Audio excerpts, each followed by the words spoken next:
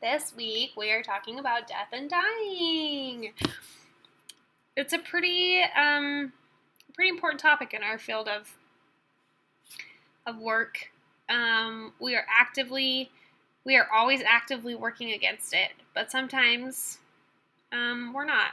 And sometimes people die, and sometimes we help people die. So it's pretty important that we are familiar with it and that we know how to handle emotions surrounding death.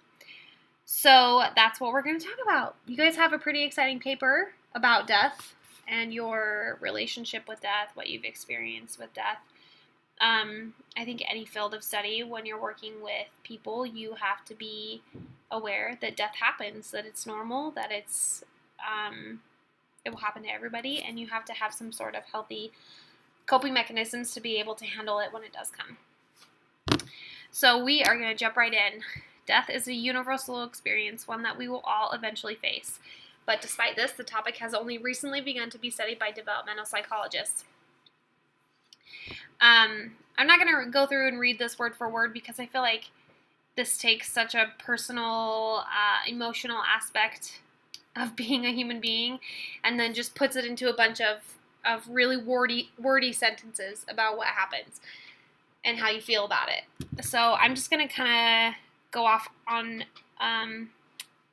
my own a little bit about what death and dying and what that is, how to function, how to cope with it. So that's what we're going to talk about.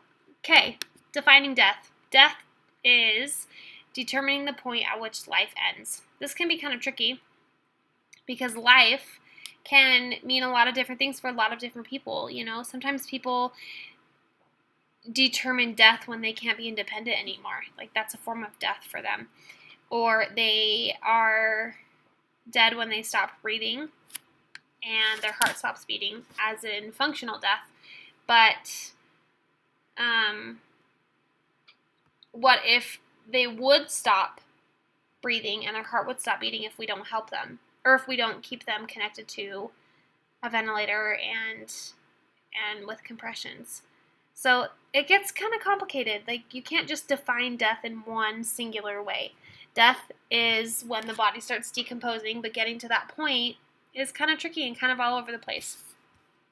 So we have functional death, which is the absence of the heart beat and breathing. Not as straightforward a definition as it seems. People can be resuscitated after they have stopped breathing. Let's see. Something that I will never forget. People can be kept alive by a machine, like I said.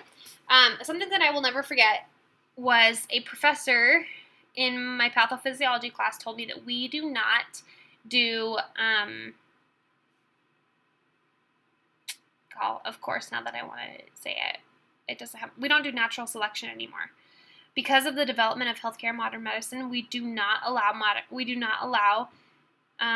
natural selection to take place. We intervene. We do what we know how to do. We stop these disease processes from continuing through the body and killing our patient. There's a lot of things that we intervene for, and at what point ethically do we stop and say, hey, we need to let this patient die, or we need to keep fighting to keep this patient alive? It gets really tricky, and there's a huge gray area.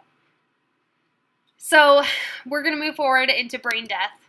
Brain death can be defined where the brain activity is measured and has become the medical measure of death. No possibility of restoring brain function. So functional death can be the absence of the heartbeat and not breathing, right? But we can intervene with that. We can call a code. We can intubate. We can mechanically ventilate. We can apply compressions. We can give advanced cardiac life support medication. There's a lot of things that we can do to intervene with functional death. But brain death is really tricky because you have patients who look like they're living, who look like their bodies are functioning, but truly their brains are not able to sustain the functions of their bodies anymore without machines. And so that can be kind of hard for families. Like there are a lot of times where people say my child or my husband or my wife is alive because they're connected to this machine, but nobody really knows, And sometimes you'll have patients who don't ever want to live that way, and the second that they have to be dependent upon a machine, they want to pull the plug. So it gets, again, like into that gray area, which can be kind of tricky. But brain death is described when brain activity is measured, and there is no measure, there's no possibility of restoring that brain function. So we've got brain death, and then we've got death across the lifespan. Okay, so obviously, unfortunately, children die in infancy and in childhood, and it is gut-wrenching. You know, we've got all these tragic illnesses that happen, or genetic diseases, or SIDS that takes place. SIDS is sudden infant death syndrome, where these little babies just stop breathing and they don't know why. They're usually takes place between 2 and 4 months, and mom puts them to bed and then goes in the morning and finds them not alive anymore, and it can be so sad to see. And you as a caregiver, there may be the potential that you might see something like that. So being familiar with SIDS and being ready and able to emotionally handle a situation like that in a professional manner is important. We'll also see things like miscarriage, or you'll have a traumatic delivery where the infant doesn't live. Like, you have to really be aware that that life is a lot more fragile than we give it credit for, and sometimes things don't go the way that we think that they're gonna go, and we have to be ready and prepared for that, unfortunately. Moving forward, this just goes through and talks about, we've got babies that die in infancy, and then we've got little children who just don't have this realistic view of what death is. Before age 5, children see death as temporary, like they're sleeping, like they're going to come back. They have this possibility of waking up, but truly they're not going to wake up, and they just don't have the capacity to understand that. But by age 5, children really have begun to accept that death is universal and that it's a final thing, and they can kind of grasp the concept that these people aren't coming back anymore. I actually have a 5-year-old, and I actually have a sister who died. And we have a picture of her on my fridge, and she wasn't alive when my 5-year-old was born, so he's never met her before. But he has just recently started to, which I think is amazing, because it says here that by age 5, and he's 5 now, to kind of understand what happened and where she is, and where we believe that she is, at least, and kind of grasp the concept of where my sweet sister is. So pretty important thing to be able just to cope with life in general, to be able to know how to cope with death and dying people. We've got people that die in their adolescence, which can be really hard, because at that age and time they view death as almost like this unrealistic thing that only happens when something super tragic or super romantic happens, The most frequent cause of death in adolescence is actually accidents, usually motor, like a car accident. Other frequent deaths that happen in adolescence include homicide, suicide, cancer, and AIDS. Adolescents tend to feel invulnerable, so confronting a terminal illness can be very difficult for them.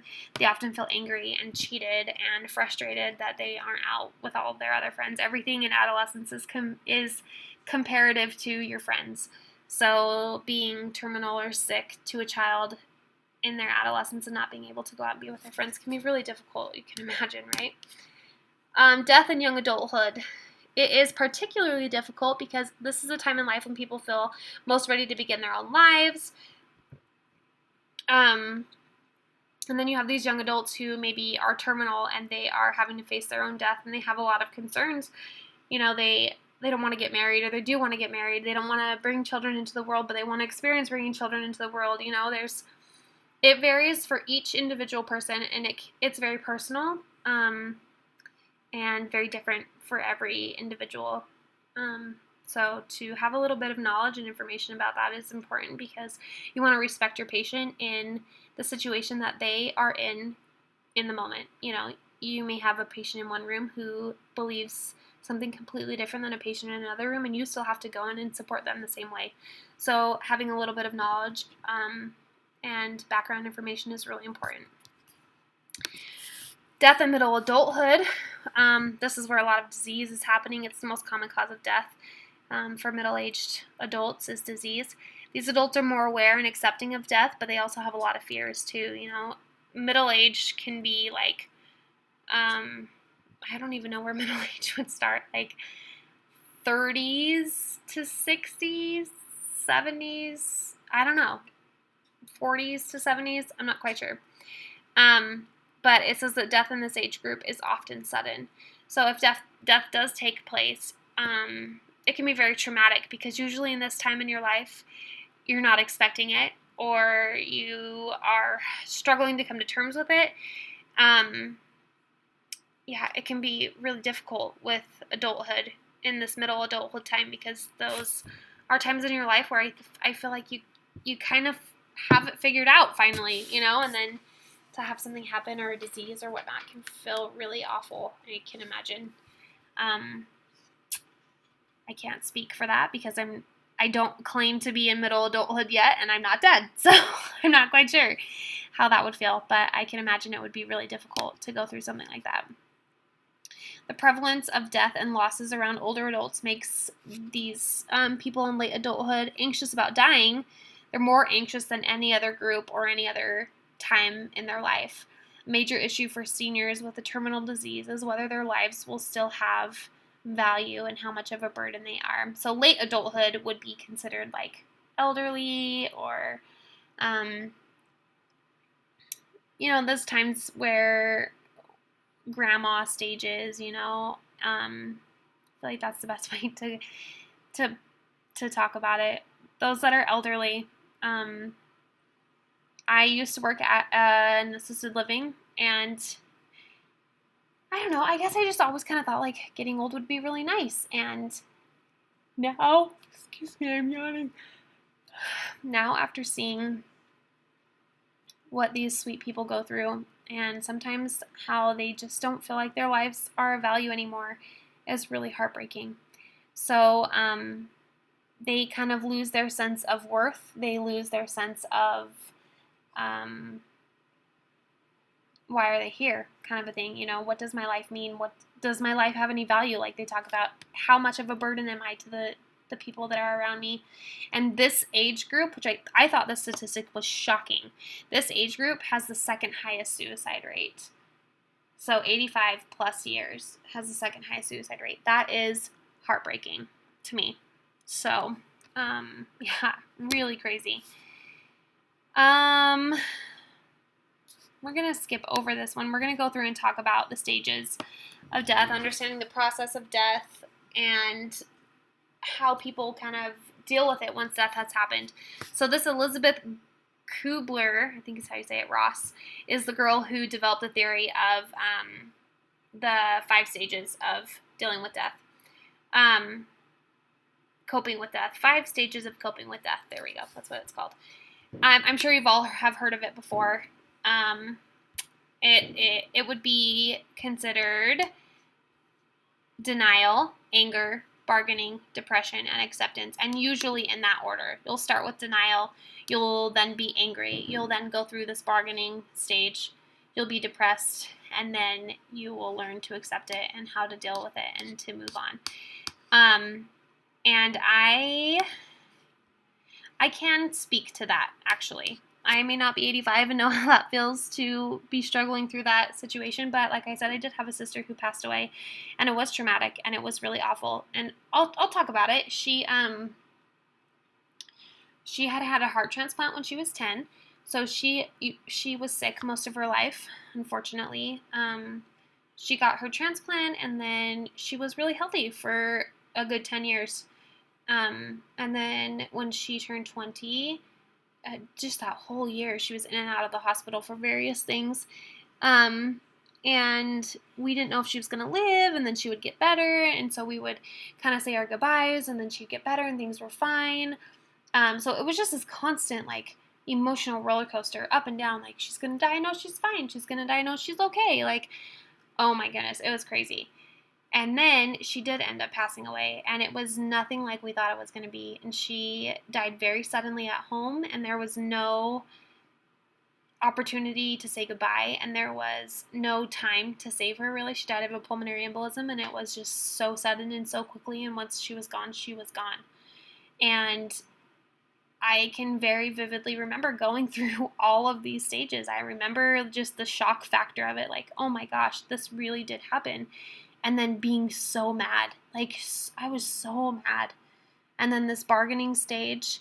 And then you really do kind of fall into this depression of how am I going to deal with this? You know, how am I going to cope with this? I follow a lot of people on social media who have children with heart defects and illnesses, and, you know, previous patients that we've had. And when one of them dies, and especially when they die suddenly, it's heartbreaking to watch somebody go through that, and it's heartbreaking to feel it yourself. And I think the best thing that you can do for yourself is just to be prepared as best as you can. You're never going to be prepared for a situation like that, but to be aware of the stages, I thought was really helpful. I never expected to go through those myself, and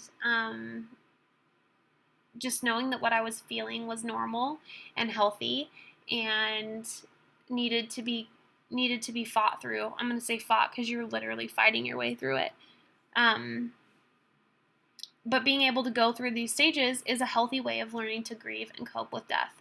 So, as a person who's gone through that before, I can speak to the fact that getting through those stages was completely crucial to me being able to move on. So, those 5 stages of death, like I talked about: denial, anger, bargaining, depression, and acceptance. Denial is the resisting of the whole idea of the death, just like that shock factor. Denial is a form of defense. It's a defense mechanism to allow one to absorb the difficult information at one's own pace. Yeah, I would almost just say, like, just the shock of it. That's how I remember and think about denial. Anger. Why me? Why her? Why him? Why not you? The stage for people may be very difficult.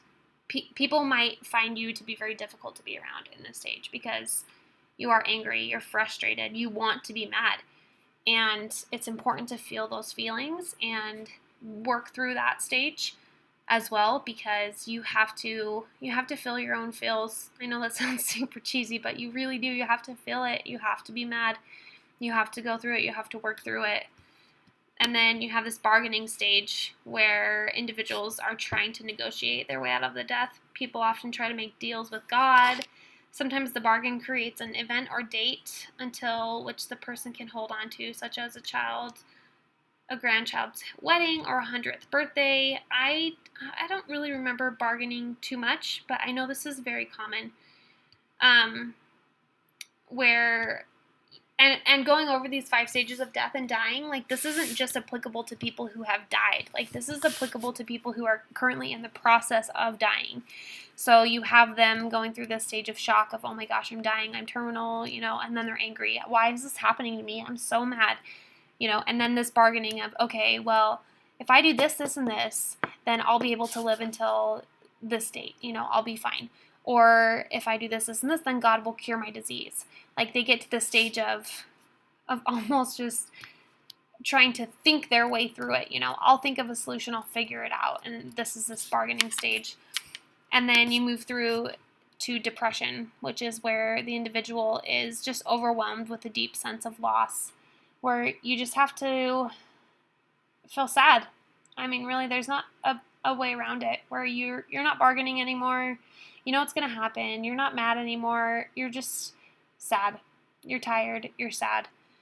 You have this reactive depression, which is a type of depression based on what has already occurred, such as loss of dignity, health, etc., where you're sad that you can't get up and go on your walks anymore. You know, you're sad you can't go to the bathroom anymore. You're mourning all these small pieces of your life that are slowly disappearing, or you're in a depressed state because your life does not look like what it should look like because your loved one just died, you know? And then you have this preparatory depression, which is the anticipation of future losses, such as, like, the loss of a relationship, or I am sad because my spouse is dying. What is my life going to look like at that point? Or my grandma's dying and I'm heartbroken because she won't meet my children. There's all kinds of things. And, God, it's really sad to watch, but it's a human process that has to be fought through, unfortunately. And then the final stage, acceptance, where people are fully aware that death is impending or that the death has taken place. In this stage, individuals near death may make peace with the fact that they are dying and want to be left alone. And persons in this stage may be unemotional and uncommunicative. Acceptance, I think, can look like a lot of different things for a lot of different people. And I don't think it should be just defined by one thing. And it can take a really long time, I think, too. So, moving forward and talking about death and dying as far as our patients are concerned, these are also very real feelings that you will experience when patients die. So knowing the stages and steps that your emotional health will go through is critical for your strength as a respiratory therapist to be able to not only take care of your emotional self because you're dealing with this great loss of a patient, possibly that you loved or that you had worked really hard to save, but because you also need to continue to work and take care of your other patients and your family when you go home. It's an important way to be able to learn how to cope with your life moving forward. Denial, anger, bargaining, depression, and acceptance.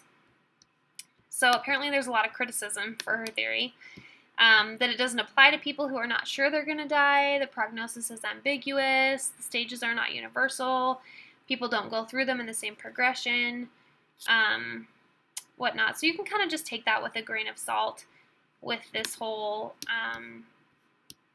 5 stages. But as far as, I'm going to say education according to Stacy, but I don't think that's very pertinent. I think it's more common than not, I will say that, to go through these 5 stages of grieving, of loss, of death, and dying. I think it's more common than not. So I'll leave it at that. Choosing the way that somebody dies.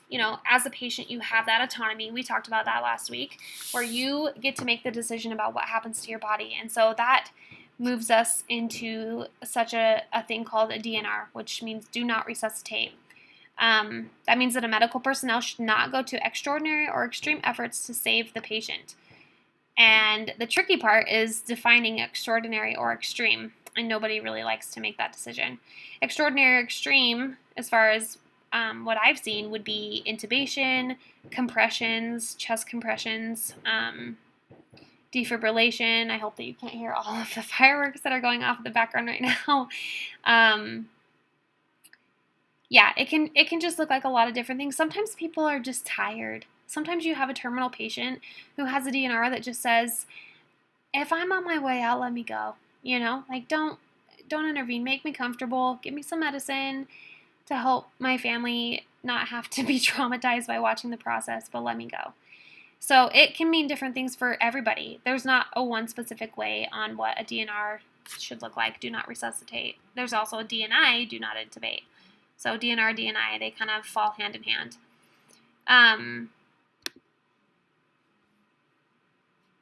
It is sometimes difficult to get medical personnel to follow these directives.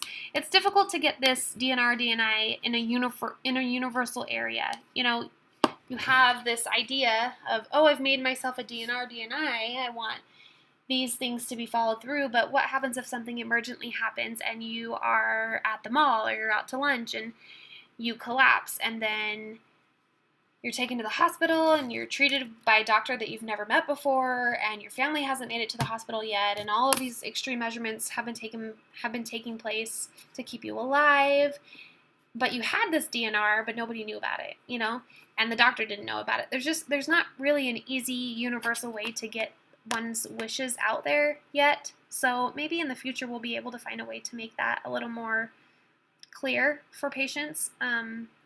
But as far as healthcare professionals go, we do try to make it a priority to ask about DNRs, DNIs, ask about advanced directives, ask about what that patient would want for their life when you're talking to the family members, and to have that conversation yourself with your family members, so that they know at least what you would like if you were ever in a situation where you couldn't speak for your own health.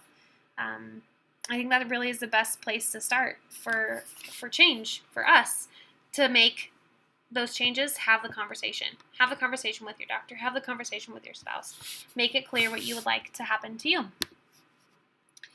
A survey of dying patients, a third asked not to be resuscitated, but only 47% of physicians reported knowing their patients' wishes. So see, here's that disconnect, where you have a third of patients not wanting to be resuscitated, but the doctor didn't know. So it gets kind of tricky. Here's an example of a living will. And then we're going to talk about different ways that people do die. So we've got assisted suicide, which is a pretty controversial thing, but it's basically where you have a terminally ill patient and they decide when they want to die and how they want to die, and they can take a pill and go to sleep, and they die that way, and it's in their control, and they don't have to go through the I guess just the fear of the unknown of it and of what that experience would be like to have your body have to wither away. So Dr. Jack Kevorkian is who came up with this assisted suicide, and he has actually been prosecuted for helping people die, this euthanasia idea, where he was practicing assisting terminally ill people to die, and he was prosecuted for it. It's not a universally legal thing throughout the United States. I'm pretty sure there are certain states, I think Washington or Oregon, I don't remember, one of the two, it is legal there. And that's a patient's decision. You know, you as a caregiver don't always agree on the decisions that your patient may make, but your place as their caregiver is to not change their mind. Your place as their caregiver is to support their decision and respect their autonomy to make that decision, and to work within your scope of practice, and to be an advocate for your patient and do the best that they can. Do the best that you can to make sure that they are that they die with dignity, essentially. So this is a pretty cool little diagram. Just shows like a voluntary versus involuntary state of action when it comes to death. So we've got a voluntary and a passive state would be where a patient asks that no extraordinary care be given if it were to happen. But a voluntary active state asks to be helped to die. Okay, you're actively asking to do something. Where in this situation, if it happens, then I just don't want anything done, you know?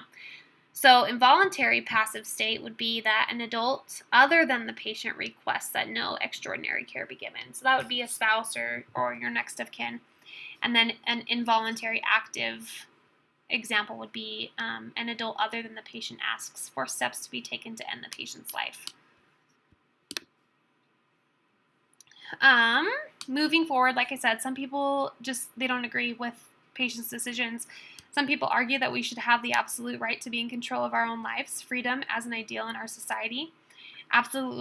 We have the absolute right to create life. Why not have the right to end it? Is the argument. Where on the other side, people argue that it's morally wrong, that physicians are not always accurate in predicting the outcomes.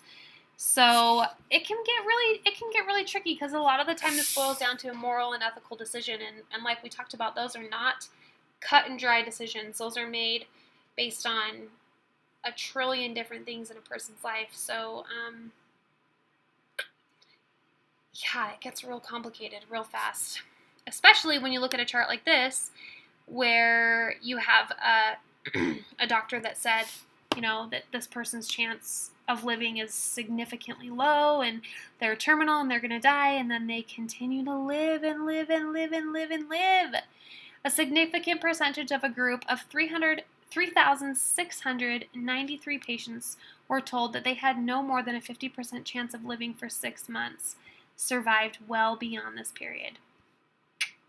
So that's where your gray area is. You have this terminal, quote-unquote, terminal diagnosis that this patient's going to die. What if somebody at this point right here says, I don't want to go through that, and I'm going to kill myself? Well, I'm going to go through assisted suicide. There we go. It's probably a better way to say it. More respectful way to say it, rather. So they're here. thinking that they are terminal and they take their own life. But who's to say they couldn't have continued on this path of living for 3 more years as well? So, yeah, huge gray area. It gets really tricky. So caring for the terminally ill, most people die in hospitals. That's just a hard reality of our healthcare system. And for terminally ill patients, it's not a fun, happy place for them to be there, So it's becoming more of a thing to place emphasis on hospice and palliative care, where you can make somebody comfortable and happy in their own home or in a care facility so that they can enjoy those last months or weeks or days or however long they may have left, so that they don't have to die by themselves in a hospital where they're spending a ton of money every day and where they're it's kind of impersonal and busy. Sometimes maybe they want to slow it down a little bit. I don't know. I can't speak to that myself, but no. If it were me, I guess I can't speak to that. I would want things to just be a little more peaceful. So you have to respect that decision for your patients. An alternative way for people to die, like I said, is home care, hospice, palliative care. This is an alternative to the hospital where people stay in their homes and receive comfort and treatment from their families and visiting medical staff. This is where they can be in their own bed and they can have their own nurse to come in and help them.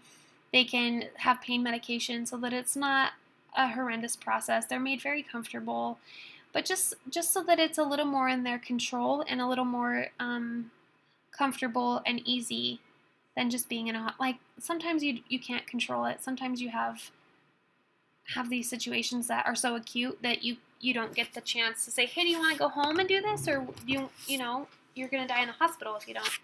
So if given the option, it's nice to give them choices that if you want to be able to go home and be in your home to die, then we can provide that for you. I've said hospice quite a few times, but hospice care, defined, is care provided for the dying in institutions devoted to those who are terminally ill. The term hospice comes from the Middle Ages, actually, which I didn't know, which I thought was pretty cool.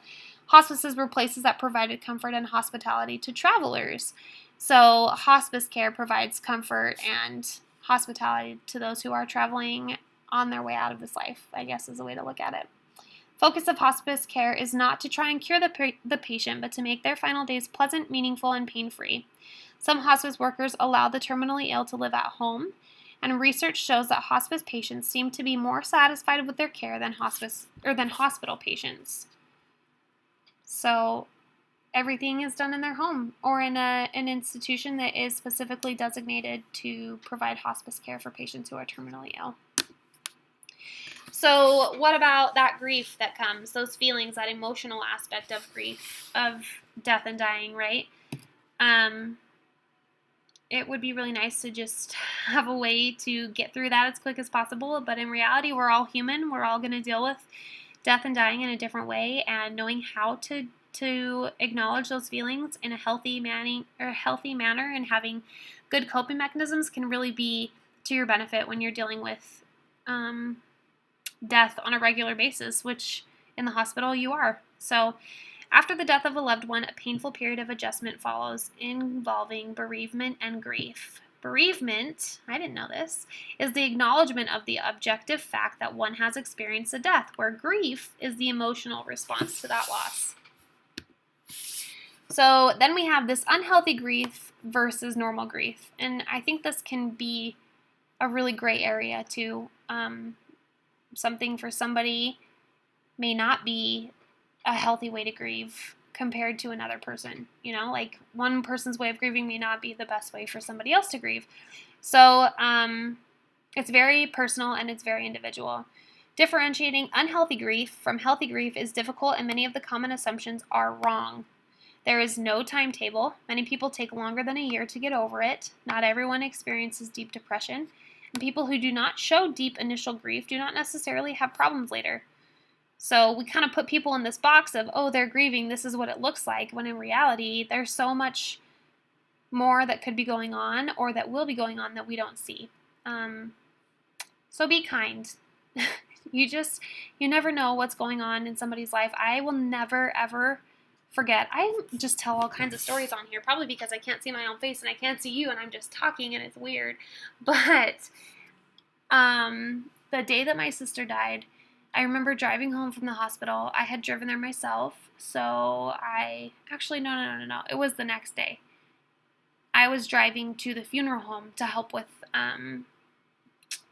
the flower planning and the dressing of the body and whatnot, and I probably wasn't being a very good driver. I'll be completely honest. I was a little distracted. But this guy drove by and flipped me off, and he was so rude. And I just sat there in my car and just had this moment of realization that if you only knew what I had been through that day or the day before, like if that man had only known what I had just been through, there's no way he would have thought to give such a demeaning gesture in that moment, you know?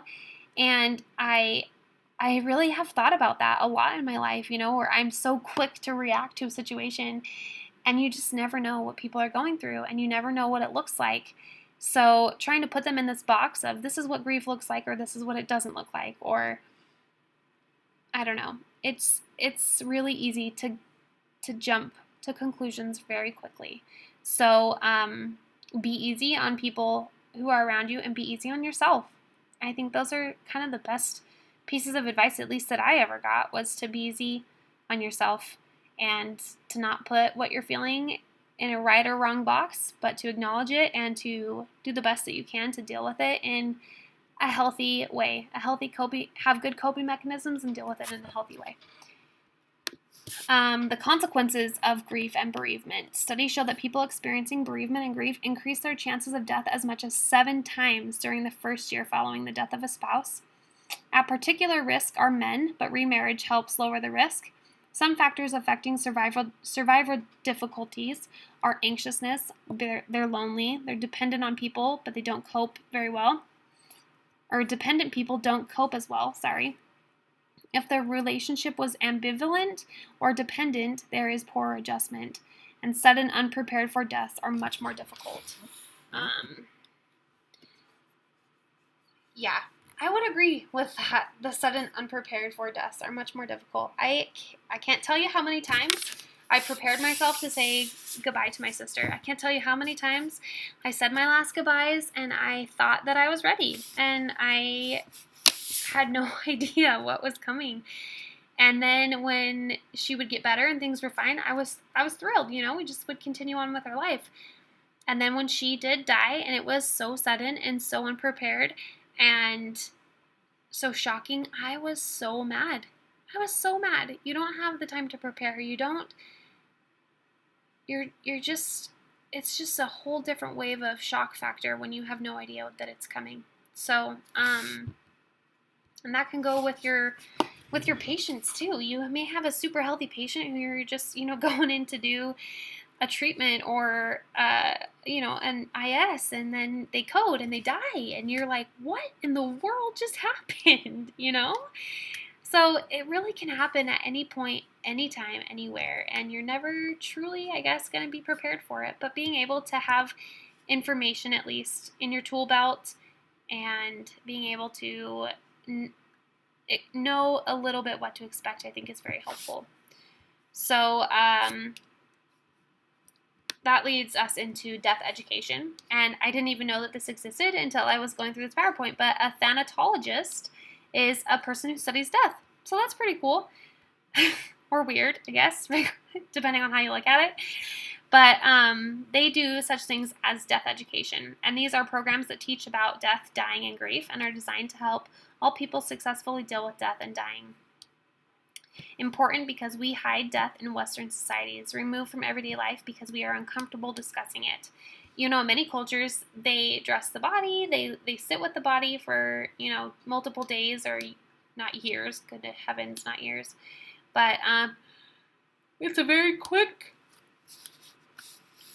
I'm yawning, very quick behind closed doors situation when somebody dies sometimes, and that can be very difficult too. So death education, I think, is death education, and then counseling can be really beneficial to those who are trying to deal with such hard things in their life. There's crisis intervention education. There's routine death education for little kids, for college age kids, for really any type of age group or spouse or whatnot. You can find any type of I'm going to say AA, but I don't mean AA, like like a support group. That's what I'm trying to say. Especially those that are dealing with death. There's all kinds of support groups that can be incredibly helpful in those kinds of situations. Death education for members of the helping professions. There's also a lot of support groups now for healthcare providers who are dealing with, they need to debrief from these incredibly stressful situations. They may not have been a loved one of these patients, but they are very intimately involved in the care of these patients, and then these patients die, and you struggle. You do, and you have to be able to have an outlet. You have to be able to talk. You have to be able to take care of yourself so that you can do your job.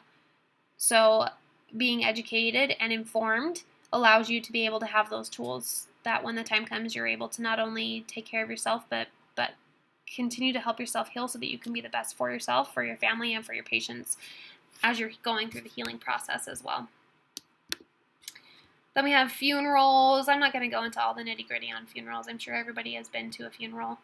And we can all agree that everyone's religion and societal beliefs make a funeral different for whatever that person believes. But excuse me, I keep yawning.